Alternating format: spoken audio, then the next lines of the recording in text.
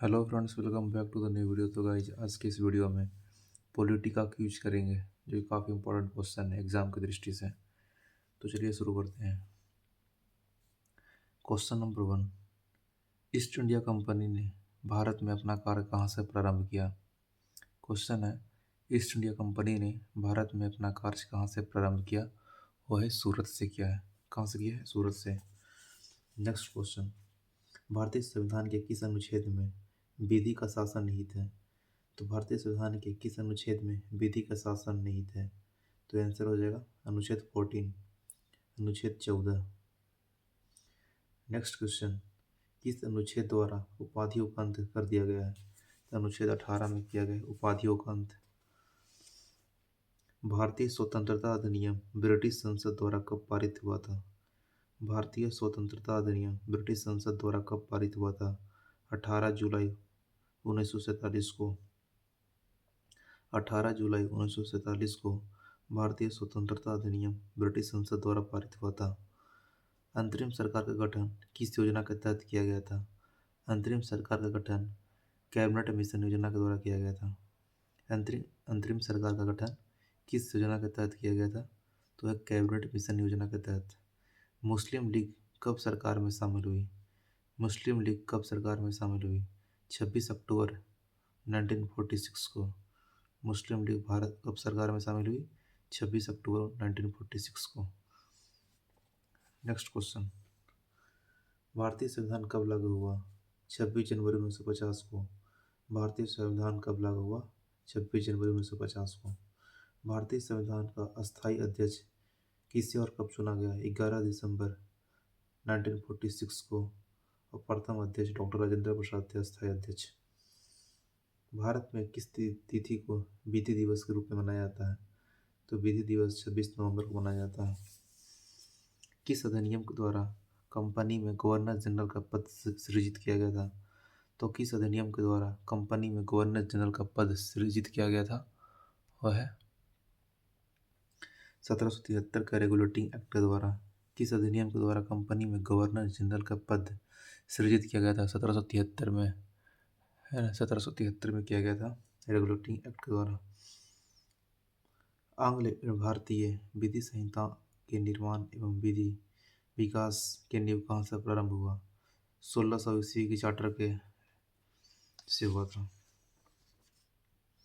Next question है, company के मामले में ब्रिटिश सरकार का पहली बार कब नियंत्रण स्थापित किया गया था? 1784 के पिट्स इंडिया एक्ट के द्वारा। भारत में आकर बसने तथा व्यापार करने के लिए आने वाले अंग्रेज को लाइसेंस लेना किस चार्टर द्वारा अनिवार्य कर दिया गया था? तो 1813 के चार्टर अधिनियम द्वारा भारत में आकर बसने तथा व्यापार करने के लिए अंग्रेजों को लाइसेंस लेना किस चार्टर एक्ट द्वारा अनिवार्य कर दिया गया था? वह 1813 के चार्टर अधिनियम द्वारा। सर्वप्रथम किस गवर्नर जनरल को तथा किस अधिनियम द्वारा गवर्नर जनरल तथा मुख्य सेनापति दोनों की शक्ति प्रदान की गई थी? 1786 के अधिनियम द्वारा। 1786 के अधिनियम के द्वारा गवर्नर जनरल को मुख्य सेनापति दोनों की शक्तियां प्रदान की गई थी। लॉर्ड कॉर्नवालिस थे प्रथम गवर्नर जनरल। सर्वोच्च न्यायालय की राजस्व अधिकारिता को किस एक्ट द्वारा समाप्त कर दिया गया था? सर्वोच्च न्यायालय की राजस्व अधिकारिता को किस एक्ट द्वारा समाप्त किया गया था? 1781 के सेटलमेंट एक्ट द्वारा। किस एक्ट के द्वारा सर्वोच्च न्यायालय की अधिकारिता से गवर्नर जनरल इन काउंसिल को मुक्त कर दिया गया था? 1781 के सेटलमेंट एक्ट द्वारा सर्वोच्च न्यायालय की अधिकारिता से गवर्नर जनरल इन काउंसिल को मुक्त कर दिया गया था 1781 के सेटलमेंट एक्ट के द्वारा। कंपनी के मामले में ब्रिटिश सरकार का पहली बार कब नियंत्रण स्थापित हुआ था? 1784 में पिट्स इंडिया एक्ट के द्वारा। किस एक्ट के द्वारा गवर्नर जनरल को अपनी परिषद के निर्णयों को अस्वीकृत करने की शक्ति पुनः दे दी गई और इसे आगे आने वाले गवर्नर के लिए भी विस्तृत किया गया? किस एक्ट के द्वारा गवर्नर जनरल को अपनी परिषद के निर्णयों को अस्वीकृत करने की शक्ति पुनः दे दी गई और इसे आगे आने वाले गवर्नर जनरल को भी विस्तृत किया गया। चार्टर एक्ट 1793 को नियंत्रण मंडल के सदस्यों को भारतीय राजस्व में से वेतन देने का प्रावधान किस अधिनियम के तहत है? 1793 का राजलेख के तहत है। 1813 ईस्वी के चार्टर द्वारा भारतीयों को शिक्षा पर व्यय के लिए कितनी राशि नियत की गई थी? 1 लाख रुपया। 1813 ईस्वी के चार्टर द्वारा भारतीयों को शिक्षा पर व्यय के लिए कितनी राशि नियत की गई थी? 1 लाख रुपया। किस अधिनियम के द्वारा गवर्नर जनरल के सदस्यों की संख्या 4 से 3 कर दी गई, जिससे एक प्रांत का मुख्य सेनापति होना अनिवार्य था?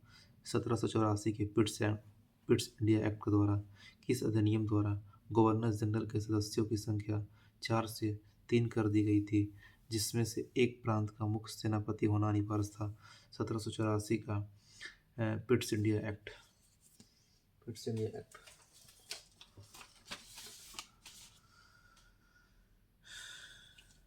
नेक्स्ट क्वेश्चन, माइटोकॉन्ड्रिया का नामकरण किसने किया था?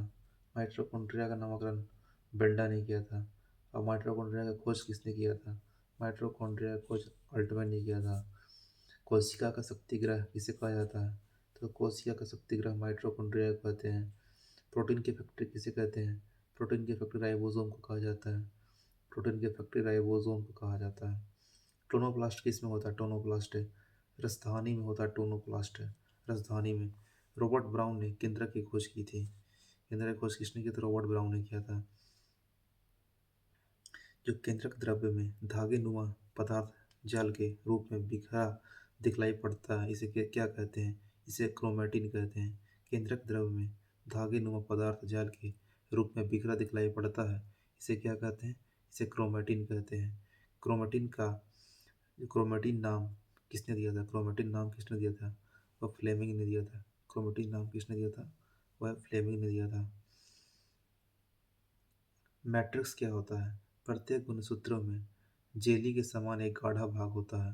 प्रत्येक गुणसूत्र में जेली के समान एक गाढ़ा गाढ़ा भाग होता है, जिसे मैट्रिक्स कहते हैं।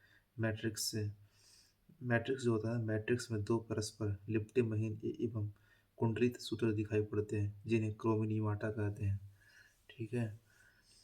पत्तियों का रंग पीला किसके कारण होता है? पत्तियों का रंग पीला होने का कारण है कैरोटीन के निर्माण के कारण होता है। पत्तियों का रंग पीला।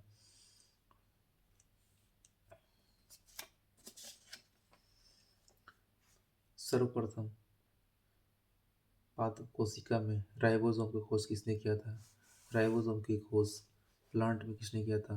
पादप में रॉबिन्सन एवं ब्राउन ने। वही बोल देगा जंतु कोशिका में किसने किया था? तो जेई पैलेट ने किया था जंतु कोशिका में। एक होता है 70 एस राइबोसोम, एक होता है 80 एस राइबोसोम। जो 70 एस राइबोसोम होता है प्रोकैरियोटिक में होता है, और जो 80 एस राइबोसोम होता है यूकैरियोटिक में होता है। एस मतलब होता है अस्वेड वर्ग्स होता है। जो स्तनी के लाल रुधिर कण में राइबोसोम एवं अंतःपदजालिका नहीं पाया जाता है। क्वेश्चन देता है ना कि लाल जो रुधिर कण में राइबोसोम और इंडोप्लाज्मिक रेक्टिकुलम पाया जाता है कि नहीं? तो नहीं पाया जाता है इन दोनों में। गोल्जी इकाई की खोज किसने किया था? तो गोल्जी इकाई की खोज कैमिलो गोल्जी ने किया था। डीएनए केंद्रक के अलावा माइटोकॉन्ड्रिया एवं हरित लवक में भी पाया जाता है। माइटोकॉन्ड्रिया एवं हरित लवक में भी डीएनए केंद्रक मतलब इसमें डीएनए केंद्रक में रहते हैं। माइटोकॉन्ड्रिया और हरित लवक में भी। गोल्जी इकाई को यातायात प्रबंधक भी कहते हैं। यातायात प्रबंधक किसे कहा जाता है? गोल्जी इकाई को। लाइसोसोम की खोज किसने किया था? डी दूबे ने किया था। इसे आत्मघाती थैली भी कहते हैं लाइसोसोम को। कोशिका विभाजन को सर्वप्रथम किसने देखा था? कोशिका विभाजन को बिरचाओ ने देखा था। कब देखा था? सर्वप्रथम 1855 में देखा था। डीएनए और आरएनए में क्या अंतर है? डीएनए इसमें डीऑक्सी राइबोस शर्करा होती है। डीऑक्सी राइबोस शर्करा होता है डीएनए में। और इसमें आरएनए में जो होता है ना, इसमें राइबोस शर्करा होती है। डीएनए में होता है इसमें बेस एडेनिन नीन, थायमिन एवं साइटोसिन होते हैं। डीएनए में जो बेस एडेनिन, ग्वानिन, थायमिन एवं साइटोसिन होते हैं। और आरएनए में इसमें बेस से थायमिन की जगह यूरेसिल आ जाता है। इसमें थायमिन की जगह कौन सा आता है? यूरेसिल आ जाता है। यह मुख्यतः केंद्रक में पाया जाता है। डीएनए जो आरएनए है यह मुख्यतः केंद्रक एवं कोशिका द्रव्य में पाया जाता है। आरएनए जो होता है केंद्रक और कोशिका द्रव्य दोनों में पाया जाता है आरएनए। और डीएनए जो है सिर्फ केंद्रक में पाया जाता है। पादप कोशिका और जंतु कोशिका में क्या अंतर है?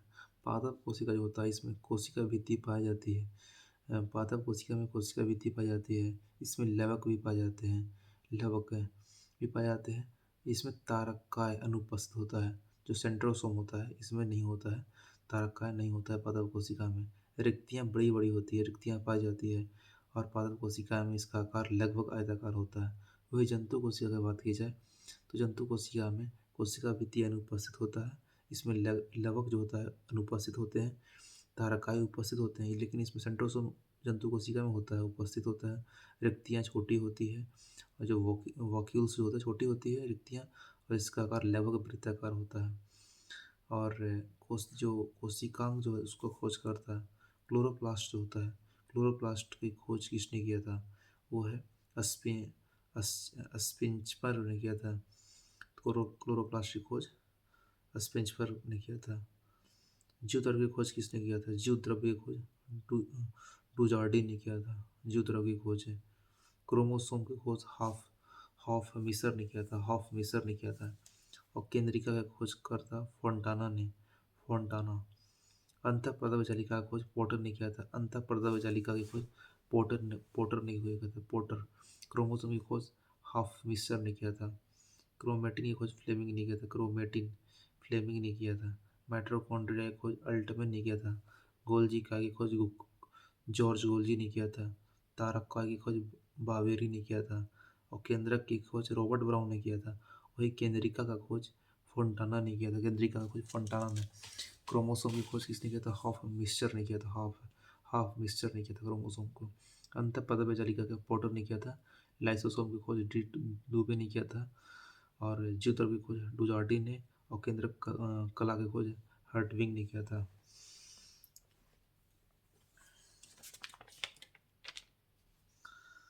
जीव द्रव्य में क्या क्या रहता है? तत्व चार तत्व होते हैं जीव द्रव्य में। ऑक्सीजन होते हैं, कार्बन, हाइड्रोजन और नाइट्रोजन। ऑक्सीजन 76% होता है। कार्बन 10.5%, हाइड्रोजन 10%, नाइट्रोजन 2.5% होता है।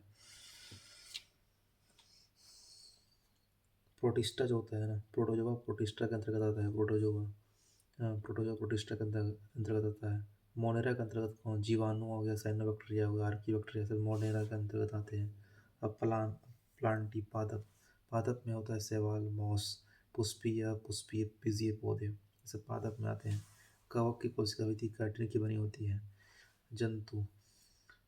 जंतु जो क्या होता है? इस जगत में सही बहुकोशिकीय जंतु संभोजी यूकेरियोटिक उपभोक्ता जीव सम्मिलित होते हैं। वैज्ञानिक जिन्हें वर्गीकी का जन्मदाता भी कहा जाता है। किसे? कैरोलियस लिनियस को वर्गीकी का जन्मदाता भी कहते हैं। चाणक्य। चाणक्य का क्या है? सिंसर एरिटिनम वैज्ञानिक नाम।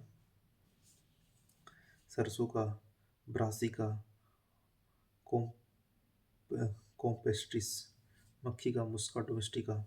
मेढक का रेना टिग्रिना। मनुष्य का होमो सेपियंस। बिल्ली का फैमिलिस डोमेस्टिका। कुत्ता का कैनिस फैमिलिरिस।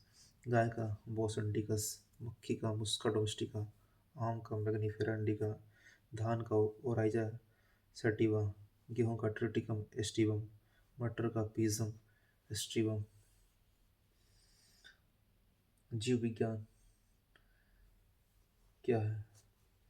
जीवधारियों का अध्ययन होता है। जीव विज्ञान का शब्द किसने दिया? लेमार्क और ट्रेवेरेस ने किया था 1821 में। लेमार्क फ्रांस का, ट्रेवेरेस जर्मनी का था।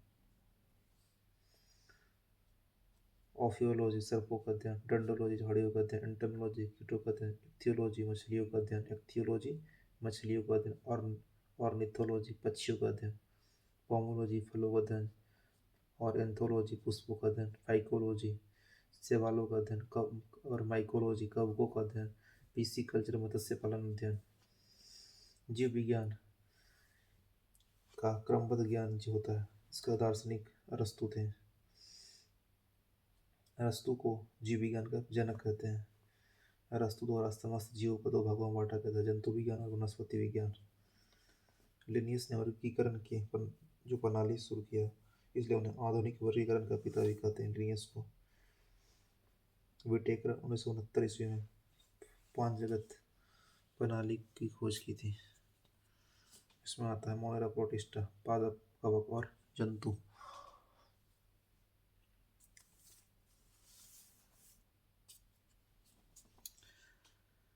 कोशिका कोशिका क्या होता है? जीवन की सबसे छोटी कार्यात्मक और संरचनात्मक इकाई होता है। इसका खोज लिबनहॉक ने किया था। अध्ययन साइटोलॉजी रॉबर्ट हुक ने किया था। 1665 में कोशिका का सबसे लंबी कोशिका तंत्रिका तंतु होता है। सबसे बड़ी कोशिका शतुरमुर्ग के अंडा। स्लेडन और श्रॉन ने कोशिका सिद्धांत दिया था। और पहली बार बिरचॉ ने कोशिका विभाजित किया। प्रोकैरियोटिक कोशिका में हिस्टोन प्रोटीन नहीं होता, क्रोमेटिन नहीं बन पाता है। इससे डीएनए का सूत्र ही गुणसूत्र के रूप में पड़ा रहता है। प्रोकैरियोटिक कोशिका से जीवाणु और नीलहरित शैवाल ऐसी कोशिकाएं मिलती हैं। यूकेरियोटिक कोशिका, इन कोशिकाओं में दोहरी झिल्ली का आवरण होता है और इसमें डीएनए और हिस्टोन प्रोटीन के संयुक्त होते हैं और क्रोमेटिन इसके अलावा केंद्रिका भी होते हैं। कोशिका भित्ति क्या होता है? कोशिका भित्ति ये केवल पादप में पाया जाता है। यह सेल्यूलोज की बनी होती है और ये जो है ये कोशिका को निश्चित आकृति और आकार प्रदान करता है। जीवाणु का कोशिका भित्ति पेप्टिडोग्लाइकेन की बनी होती है। कोशिका झिल्ली ये पतली झिल्ली से घिरा होता है और यह अर्धपारगम्य झिल्ली होता है। इसके यह मुख्य कार्य कोशिका को अंदर जाने और बाहर खनिज पदार्थों को निर्धारण करता है। कोशिका झिल्ली लिपिड की बनी होती है। यह लिपिड घटक फास्फोग्लिसराइड के बने होते हैं। कोशिका झिल्ली में प्रोटीन व कार्बोहाइड्रेट पाया जाता है। कोशिका झिल्ली का उन्नत नमूना सिंगर और निकोलसन द्वारा प्रतिपादित किया गया था। तारक बाबेरी तारकाय के अंदर जो होता है दो कण होते हैं जिसको सेंट्रियोल कहते हैं और समसूत्री विभाजन में ध्रुव का निर्माण करते हैं।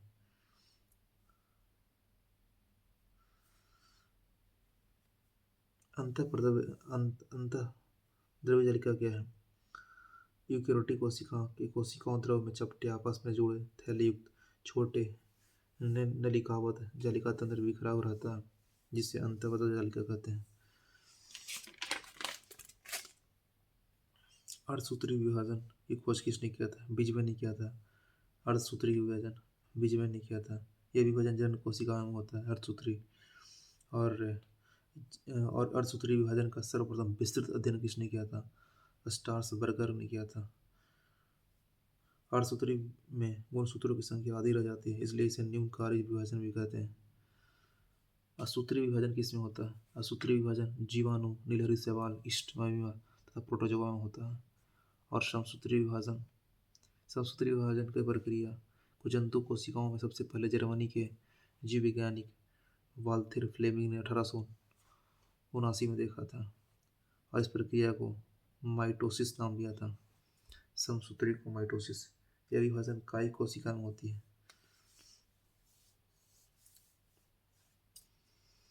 डीएनए का कार्य क्या है? यह सभी अनुवांशिकी क्रियाओं का संचालन करता है। जीन इसकी इकाई है। यह प्रोटीन संश्लेषण को नियंत्रित करता है। जीन इसकी इकाई है। डीएनए की इकाई जीन और अनुवांशिक क्रियाओं का संचालन करता है। प्रयोगशाला में सर्वप्रथम डीएनए का संश्लेषण किसने किया था? हरगोविंद खुराना ने। जो डीएनए में उपस्थित जो क्षार होता है कितने प्रकार का होता है? 4 प्रकार का होता है। डीएनए में उपस्थित क्षार एडेनिन, गुआनिन, थाइमिन और साइटोसिन। एडेनिन, गुआनिन, थाइमिन और साइटोसिन होता है। डीएनए में अणु संख्या के आधार पर एडेनिन सदैव थाइमिन से और साइटोसिन सदैव गुआनिन से जुड़ा रहता है। एडेनिन व थाइमिन के बीच में 2 हाइड्रोजन बंध और साइटोसिन और गुआनिन के बीच में 3 हाइड्रोजन बंध रहते हैं। 1953 में वाटसन एवं क्रिक ने डीएनए की द्विकुंडली संरचना मॉडल प्रदान किया था। वाटसन एवं क्रिक ने दो डीएनए की दो कुंडलित संरचना मॉडल तैयार किया था, इसलिए उन्हें 1962 में नोबेल पुरस्कार दिया गया था। वाटसन एवं क्रिक को कब नोबेल पुरस्कार दिया गया था? 1962 में। किस लिए दिया गया था? इन्होंने डीएनए की द्विकुंडलित संरचना मॉडल प्रदान किया था। डीएनए और एवं आरएनए की संरचना। डीएनए की अधिकांश मात्रा केंद्रक में होती है और कुछ मात्रा माइटोकॉन्ड्रिया तथा हरित लवक में भी रहती है। डीएनए होते हैं पॉलीन्यूक्लियोटाइड होते हैं।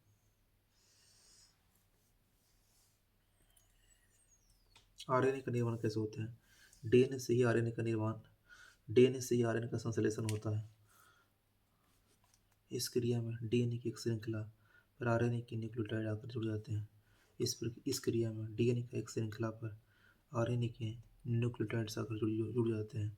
इस प्रकार एक अस्थायी डीएनए आरएनए संकरण का निर्माण होता है, जिसे नाइट्रोजन बेस थाइमिन के स्थान पर यूरेसिल होता है। थाइमिन की जगह यूरेसिल होता है। इस समय बाद आरएनए की समजात श्रृंखला अलग हो जाती है। प्रोटीन बनने की अंतिम क्रिया को ट्रांसलेशन कहते हैं।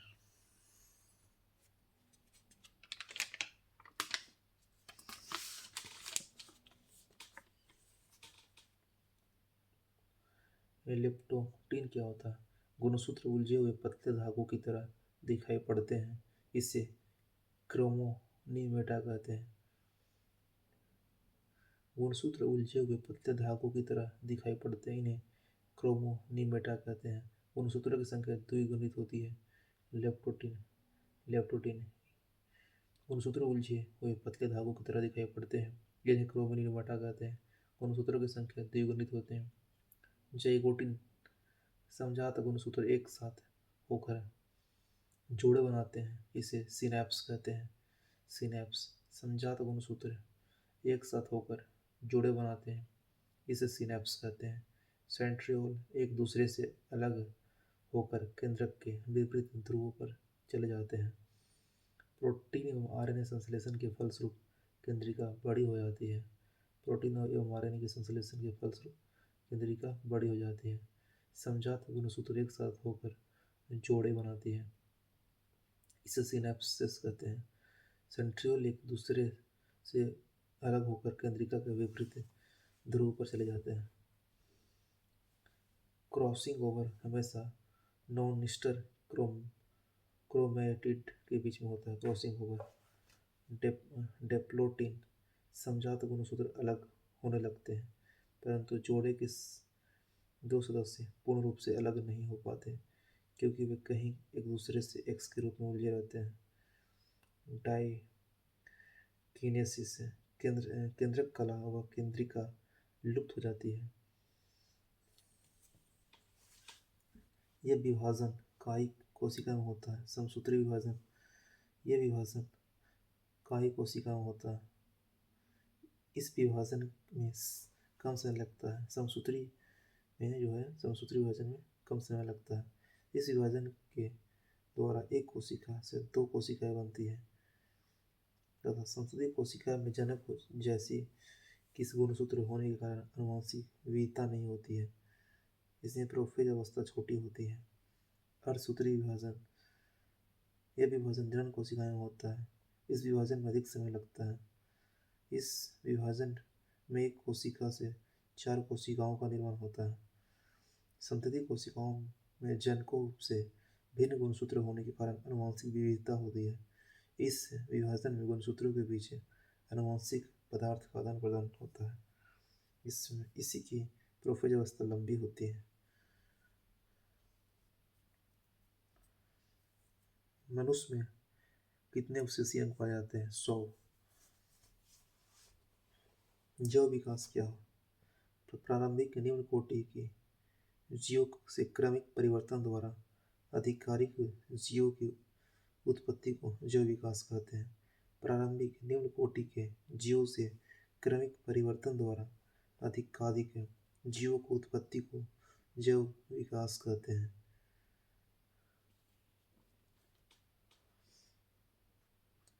समजात अंग क्या होता है? ऐसे अंग जो विभिन्न कार्यों के लिए उपयोजित हो जाने के कारण काफी असमान दिखाई देते हैं, परंतु मूल रचना एवं भ्रूणीय परिवर्धन में समान होते हैं। ऐसे अंग जो विभिन्न कार्यों के लिए उपयोजित हो जाने के कारण काफी असमान दिखाई देते हैं, परंतु मूल रचना एवं भ्रूणीय परिवर्धन से में समान होते हैं, उसे समजात अंग कहते हैं। सील के फ्लिपर, चमगादड़ के पंख, घोड़े की अगली टांग, बिल्ली का पंजा और मनुष्य के हाथ की मौलिक रचना एक जैसी होती है। इन सभी में humerus, radius, ulna, carpal, metacarpal आदि अस्थियां होती है।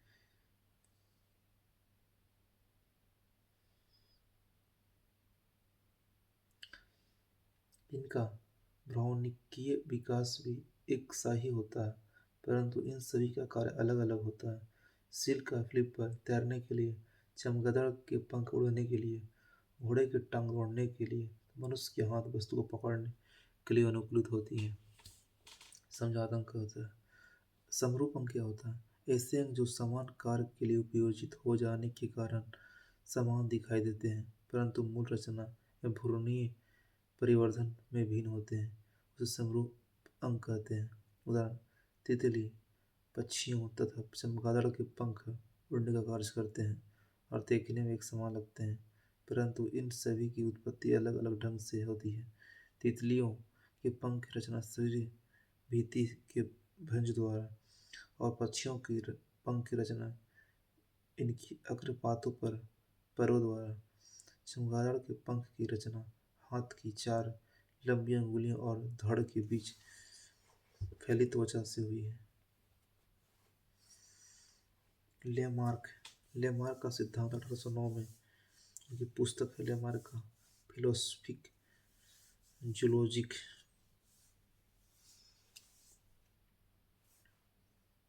इस सिद्धांत के अनुसार जीव एवं उनके इनके अंगों से सतत बड़े होते रहने की प्राकृतिक प्रवृत्ति होती है। इन जीवों पर परावर्तन, वातावरण परिवर्तन का सीधा प्रभाव पड़ता है। डार्विनवाद जैव विकास के संबंध में डार्विनवाद सर्वाधिक प्रसिद्ध है। डार्विन का पुरावासिस का महानतम अन्वेषक कहा जाता है। चार्ल्स डार्विन ने 1831 में बीगल नामक विश्व सर्वेक्षण जहाज पर पूरे विश्व का भ्रमण किया। डार्विनवाद के अनुसार सभी जीवों में प्रचुर संतानोत्पत्ति की क्षमता होती है, अतः अधिक आबादी के कारण प्रत्येक जीव को अधिक आवश्यकता की पूर्ति तो दूसरे जीवों से जीवन पर्यंत संघर्ष करना पड़ता है। यह संघर्ष सजातीय, अंतर्जातीय तथा पर्यावरणीय होती है। नव डार्विनवाद डार्विन के पश्चात इनके समर्थक द्वारा डार्विनवाद को जीनवाद से ढांचे में ढाल दिया गया, जिसे नव डार्विनवाद कहते हैं। विविधता, उत्परिवर्तन, प्रकृतिवरण, जनन, उत्परिवर्तनवाद इस सिद्धांत हॉवर्ड ब्रिज ने पीढ़ी दर पीढ़ी संचय, क्रमिक विकास, उत्परिवर्तन परिवर्तन कहलाता है। प्राकृतिक प्रवृत्ति होती है जिनके भीतर अनुक्रम आधार परिवर्तन उत्परिवर्तन कहलाता है। जीन के भीतर अनुक्रम आधार परिवर्तन उत्परिवर्तन कहलाता है। अनुवांशिक वे लक्षण जो पीढ़ी दर पीढ़ी संचरित होते हैं उसे अनुवांशिक लक्षण कहलाते हैं।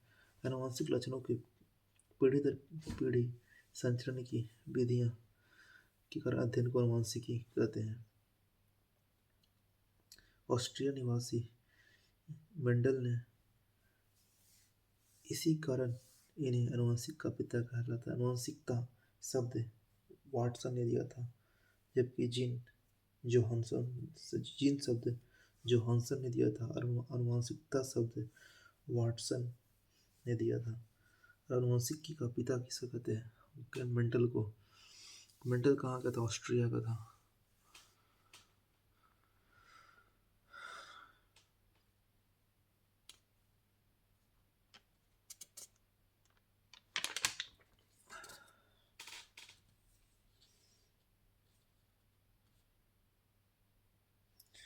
डब्ल्यू वाटसन सर्वप्रथम जेनेटिक्स नाम का उपयोग किया था। वाटसन ने जेनेटिक्स नाम का उपयोग किया था प्रथम बार। जोहानसन ने जीन शब्द का प्रयोग किया था। Genetics Watson. फिनोटाइप क्या होता है? जीवधारी की जो लक्षण प्रत्यक्ष रूप से दिखाई पड़ते हैं उसे फिनोटाइप कहते हैं। जीनोटाइप क्या होता है? जीवधारी के आनुवंशिक संगठन को उसका जीनोटाइप कहते हैं। आनुवंशिक संगठन को जो कि जीन का बना होता है। युग्म विकल्पी क्या होता है? एक ही गुण के विभिन्न विपर्यायी रूपों को प्रकट करने वाली लक्षण कारक को एक दूसरे को युग्म विकल्पी या एलील कहते हैं। बहुत सारा विभिन्न विभिन्न प्रकार का गुण और लक्षण प्रकट होता है, उसको युग्म विकल्पी या एलील कहते हैं। सहलग्नता क्या होता है? एक ही गुणसूत्र परिस्थिति एक ही गुणसूत्र परिस्थिति जीनों में एक साथ वंशगत होने की प्रवृत्ति होती है, उस सहलग्नता कहते हैं।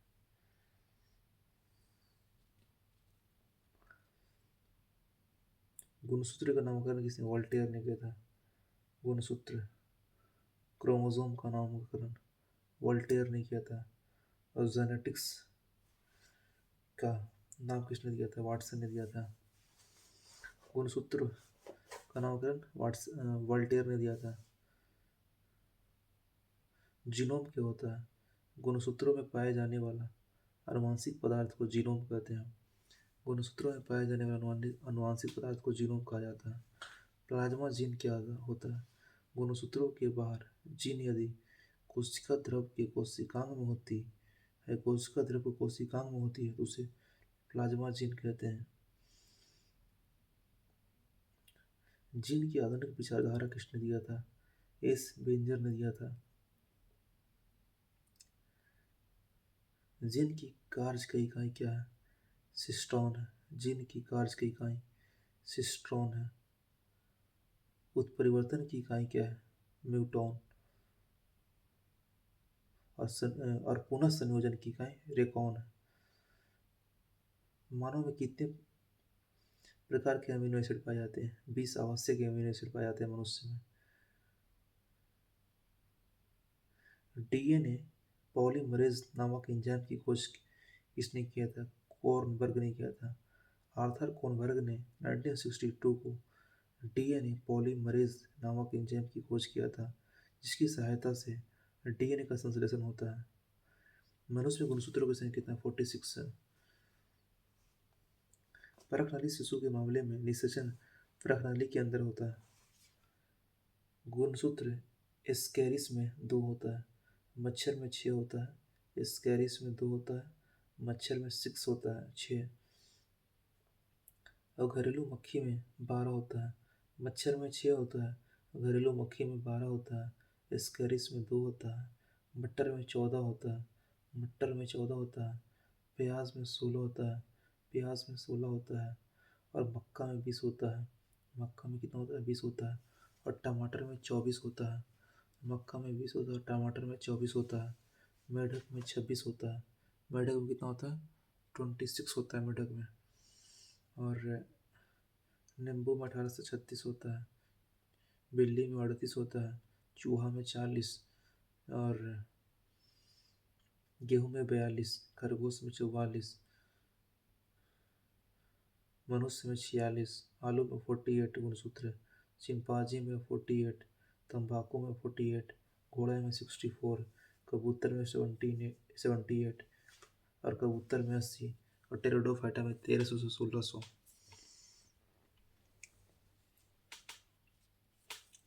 वनस्पति विज्ञान विभिन्न प्रकार के पेड़ पौधे तथा उनके क्रियाकलापों कहते हैं वनस्पति विज्ञान कहते हैं।